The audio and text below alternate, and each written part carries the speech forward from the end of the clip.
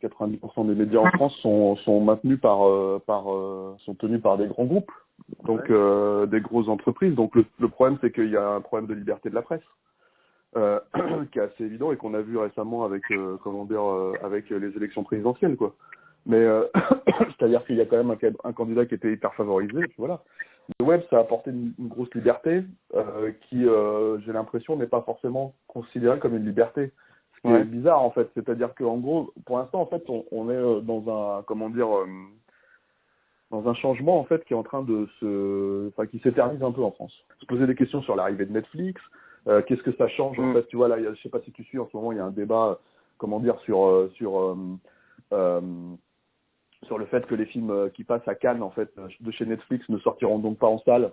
Donc, en gros, est-ce que c'est, c'est honteux que ça passe à Cannes, etc., etc. Mais en fait, il y a personne qui exprime tout simplement un truc de base, quoi. C'est que ces films en question, bah, les auteurs, en fait, qui les font, c'est-à-dire, par exemple, Bong Joon-ho sur Okja, il a 100% le final cut sur son film. C'est ce qui lui a été promis.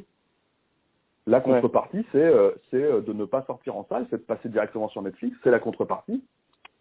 Mais il a 100% du final cut. Et Bong Joon-ho lui dit lui-même, en fait, les deux, trois personnes qui ont ce final cut-là, c'est Spielberg et c'est Scorsese